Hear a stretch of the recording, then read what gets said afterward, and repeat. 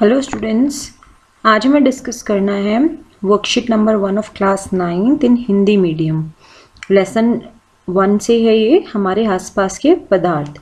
ये पिक्चर आपको दिख पा रही है, यही हमारे स्टेट्स ऑफ मैटर हैं, यानी पदार्थ हैं की फॉर्म्स हैं कि किस किस स्टेट में मिलते हैं। तो आइए देखते हैं। हम जानते हैं कि हमारे आसपास की सभी वस्तुएं पदार्थ यानी मैटर से बनी हुई हैं। आपको पता है जैसे हमारी बॉडी कोशिकाओं से बनी हुई है। कोशिका जो है मेन यूनिट है हमारी बॉडी की, ऑर्गेनिज्म जीव जंतुओं की। वैसे ही कोई भी मैटर के लिए, पदार्थ के लिए, जो हमारे आसपास की सभी वस्तुएं हैं तो उसमें जो पदार्थ है वही उसका एक मेन यूनिट है।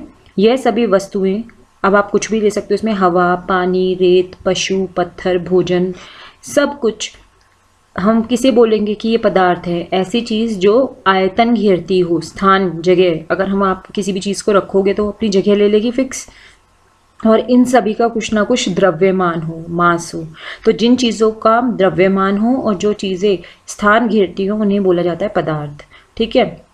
अब वो कह रहे हैं कि क्या पदार्थ जो है वो कणों से बना होता है, छोटे छोटे। तो इसे देखने के लिए, इसे समझने के लिए देखिए, एक ग्लास लीजिए और उसे पानी से आधा भरकर 1 चम्मच शक्कर डालकर घोलिए। तो आप देखेंगे क्या जल के स्तर में कोई बदलाव आता है। आपने ग्लास में पानी लिया, उसमें चीनी घोल दी, तो क्या पानी का जो लेवल है वो बढ़ जाएगा उसमें? आप देखेंगे कि शक्कर जल में पूरी तरह घुल गई है। ऐसा इसलिए हो पाता है क्योंकि शक्कर और जल दोनों ही पदार्थ के छोटे छोटे कणों से मिलकर बनते हैं और घुलने पर शक्कर के कण जल के कणों के बीच खाली स्थानों में आ जाते हैं।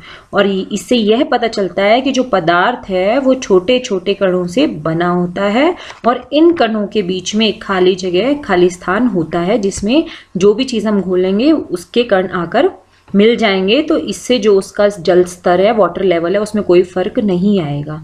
जितना वाटर था वो उतना ही रहेगा। अब आपने देखा है कि सभी वस्तुएं अपना आकार को बनाए रखने के लिए भी प्रयास करती हैं, कोशिश करती हैं ना, सारी चीज़ें कि जिस शेप में उसी में रहे। ऐसा इसलिए होता है क्योंकि सभी वस्तुओं के, पदार्थ के कण एक दूसरे को आकर्षित करते हैं, क्योंकि उनके बीच में एक फोर्स होता है पार्टिकल्स के बीच में जो एक दूसरे को अट्रैक्ट करती हैं। और यह आकर्षण का जो बल है हर पदार्थ में अलग अलग ताकत का होता है, मतलब किसी में ज़्यादा स्ट्रांग होगा, किसी में कम होगा।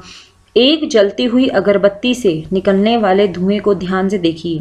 इसके कण बहुत जल्दी दूर तक फैल जाते हैं। आपने देखा है कभी भी आप रूम में या मंदिर में कहीं धूप बत्ती, अगरबत्ती चलाओगे तो तुरंत 2 मिनट में पूरे कमरे में धुआं हो जाएगा, क्योंकि जो इसके कण हैं वो बहुत जल्दी फैलते हैं।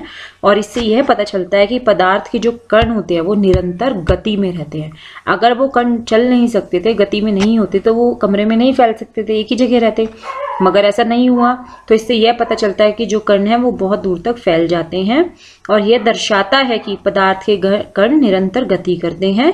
पदार्थ के यह सभी गुणधर्म अलग अलग पदार्थों की अवस्थाओं को बताते हैं और इन्हीं कणों के कारण जो है, इन्हीं क्वालिटीज़ की वजह से अलग अलग अवस्थाएं हैं पदार्थ की, जो हमने फर्स्ट पेज पे देखी। कोई ठोस है, कोई तरल है, कोई गैसेज में है, कोई प्लाज्मा है। ठीक है। तो अब ये इनसे जो अभी तक हमने पढ़ा उससे ये पॉइंट हमने सीखे कि सबसे पहला येलो बॉक्स में देखिए, पदार्थ के कण बहुत ही छोटे होते हैं, इनको हम नॉर्मली आंखों से नहीं देख सकते। दूसरा, पदार्थ के कणों के बीच खाली स्थान होता है। तीसरा, पदार्थ के कण निरंतर गति करते हैं। फोर्थ, पदार्थ के कण एक दूसरे को आकर्षित करते हैं। तो अब ये जो क्वेश्चंस, कुछ 5 क्वेश्चंस दिए हुए हैं, इसी टॉपिक के बेस पे आपको सॉल्व करने हैं। पहला क्वेश्चन है, पदार्थ किसे कहते हैं?